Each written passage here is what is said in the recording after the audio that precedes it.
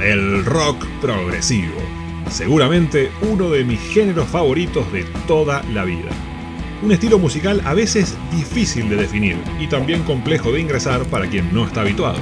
Pero una vez que la conexión está hecha, es casi imposible no amar profundamente a este género, que tuvo a algunas de las mejores bandas y mejores músicos de la historia. El rock progresivo tuvo su pico absoluto de popularidad durante gran parte de los años 70, pero poco a poco fue quedando relegado. Un puñado de esas bandas sobrevivieron al paso del tiempo, otras fueron quedando en el camino o ayornándose a las nuevas tendencias. Y es que claro, no solo hace falta un talento y una habilidad descomunales para crear música tan compleja y llena de matices, sino que además hay que tener la valentía para romper moldes e intentar cosas atípicas o distintas. Y sabemos muy bien que eso de arriesgarse al mercado musical no le gusta demasiado. Pero cuando el rock progresivo estaba en la cima, la creatividad y el coraje estaban puestos 100% en la creación de obras inolvidables. En el video de hoy vamos a conocer la historia de un disco en particular de esta época gloriosa, un álbum monumental que empezó como un chiste y terminó como uno de los más grandes clásicos del género. Hoy, en Ópera Salvaje, les presentamos la historia de cómo se puede hacer un disco que tenga solo una canción. Con ustedes, Thick as a Brick, de Jethro Tull.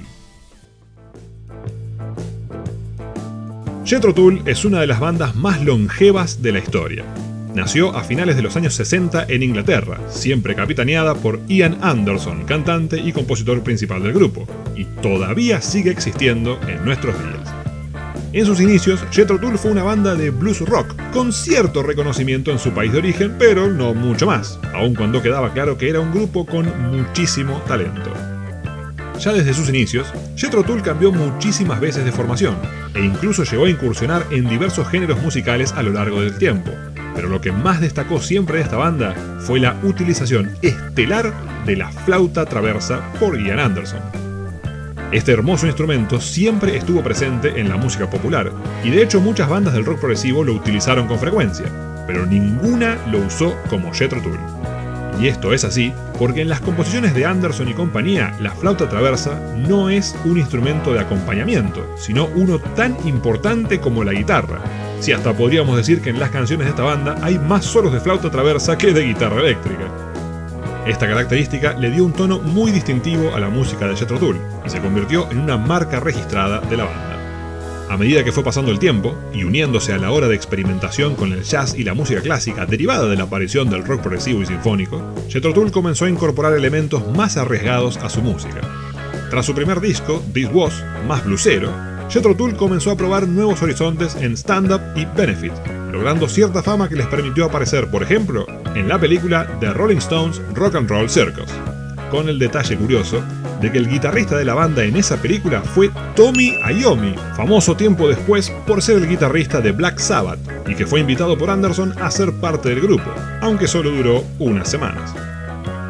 Sin embargo, el salto definitivo para Jethro Tull fue el disco Aqualung, de 1971.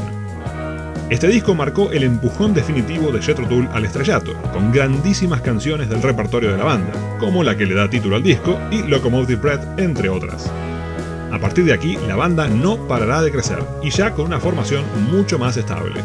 Por supuesto, Ian Anderson, el fenomenal guitarrista Martin Barre, Jeffrey Hammond en bajo, John Evan en teclados y Clyde Bunker en batería, aunque este último saldría de la banda poco después, siendo reemplazado por Barrymore Barlow.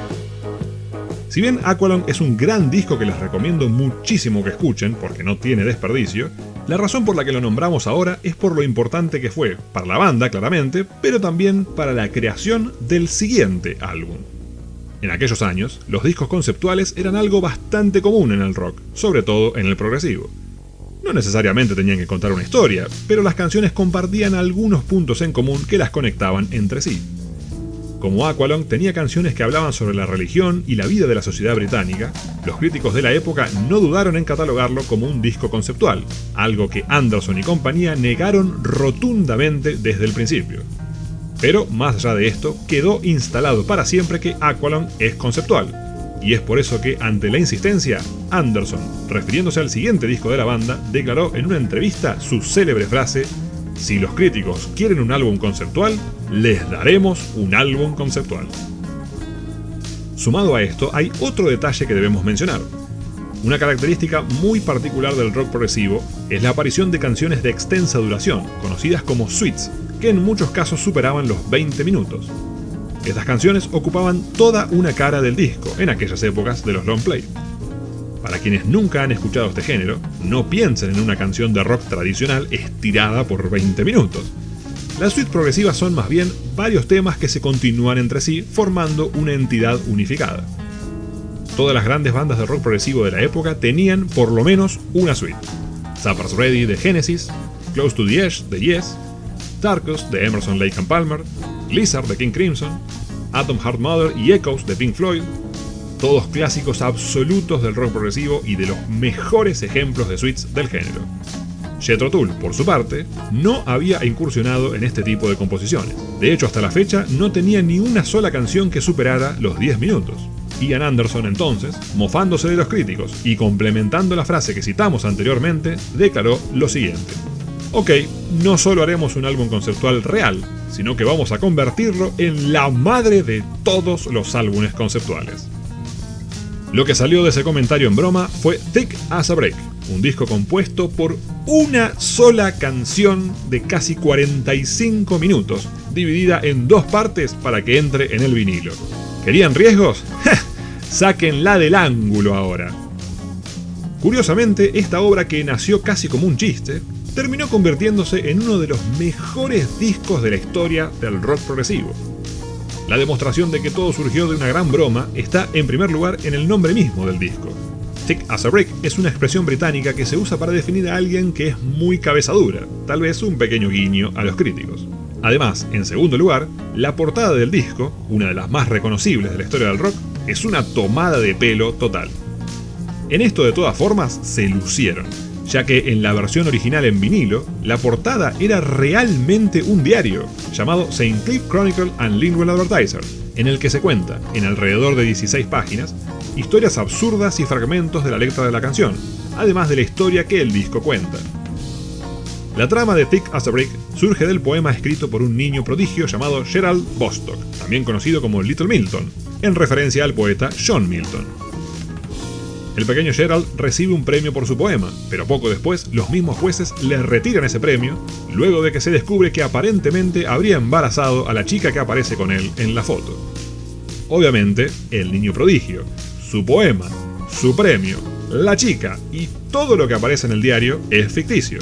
Es solo una socarrona excusa para justificar que Jethro Tull utilizó el poema y toda su historia como inspiración para su nuevo disco.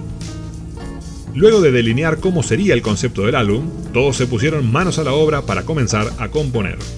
En realidad, esto último necesita una aclaración. Ian Anderson escribía y componía en la soledad de su hogar, y luego se reunía con el resto de la banda a ensayar y terminar de pulir todo. Esta organización del trabajo generaba que, por ejemplo, un día Anderson llevara lo que había escrito al resto de la banda y lograran armar todo un segmento de la composición, y al día siguiente el cantante volvía con material nuevo, y no solo había que ensayar eso, sino acoplarlo con lo trabajado anteriormente, con lo cual todos los días había que tocar la suite desde cero, agregando las nuevas composiciones de Anderson. Todo esto puede sonar terriblemente tedioso, pero creo que no exagero al decir que es, a fin de cuentas, gran parte de la razón de que cuando uno escucha Thick as a Brick haya una sensación de unidad absolutamente perfecta entre todos y cada uno de los movimientos de la suite. Otra curiosidad: los ensayos de Thick as a Brick se dieron en el estudio móvil de los Rolling Stones. Y como si componer una canción de casi 45 minutos no fuera ya una tarea bastante titánica, lo más sorprendente de todo es que el periodo de creación, grabación y mezcla de Thick as a Brick duró alrededor de 2 semanas.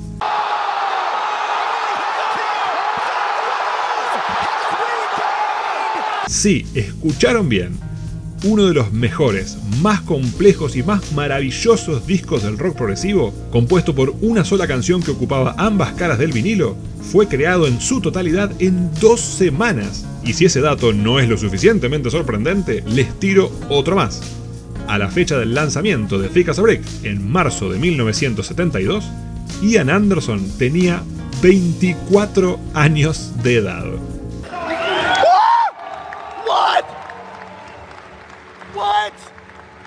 Sin dudas, lo más difícil de todo en este video es tratar de explicar cómo es Thick as a Brick musicalmente. Se imaginarán que en esta suite descomunal hay de todo, desde pasajes de folk hasta momentos de hard rock puro, de baladas épicas y emotivas a segmentos oscuros y pesadillescos, de movimientos cargados de enorme belleza a pasajes de jazz y música experimental.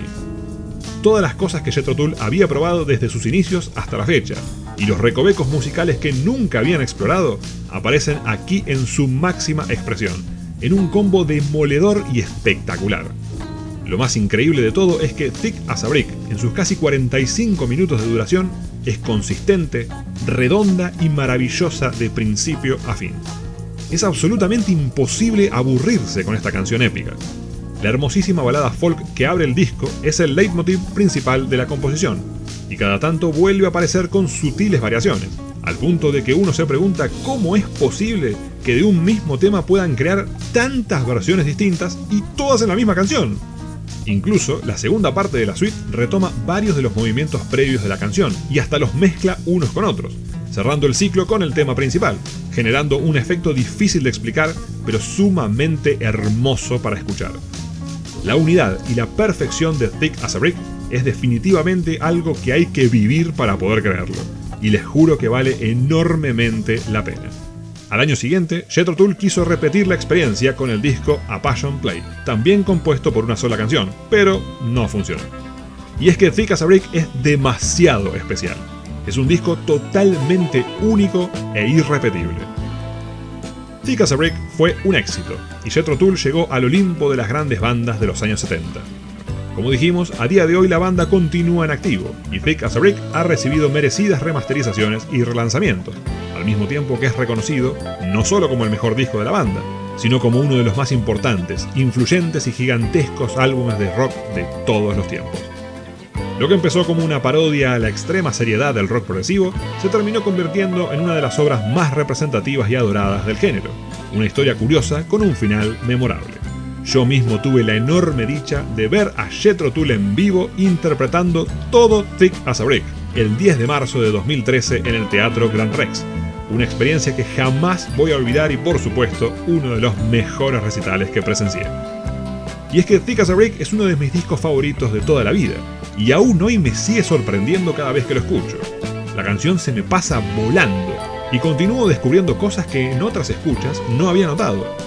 Eso habla del enorme trabajo que esta banda en solo 2 semanas convirtió en una obra maestra de la música, que a cualquier persona mínimamente interesada en el rock progresivo, o que quiera escuchar algo que jamás podría encontrar en otro lado, recomiendo encarecidamente darle una oportunidad. Si este video les gustó, no se olviden de darle me gusta y suscribirse al canal. Si les gustaría que haga más historias sobre discos importantes de la música popular, háganmelo saber en los comentarios más abajo. No se olviden de seguirnos en todas nuestras redes sociales, sobre todo en Twitch, si les gustan los videojuegos retro. Eso es todo por hoy. Nos vemos en la próxima edición de Ópera Salvaje.